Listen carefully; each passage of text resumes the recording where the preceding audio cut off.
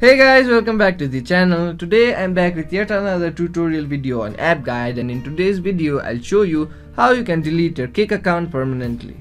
So you used to use a Kik account to message your friends and families, but for some reason you want to delete that account and you can't figure out how you can do it. You have clicked on the right video.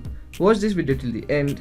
I'll show you some simple steps to delete your Kik account permanently. It's a very simple process, you'll do it in no time. So, the first thing you want to do in order to delete your Kik account is open your browser and go to ws.kik.com/delete.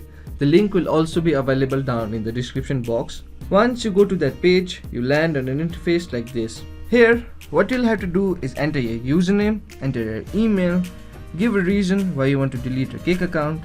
Once you enter your username, your email address and the reason why you want to delete your Kik account, check this box to agree the term and condition of deleting your Kik account. So once you delete your Kik account, you won't be able to recover your account by just logging in. Tap on the go button. Once you tap on the go button, you'll successfully delete your Kik account permanently.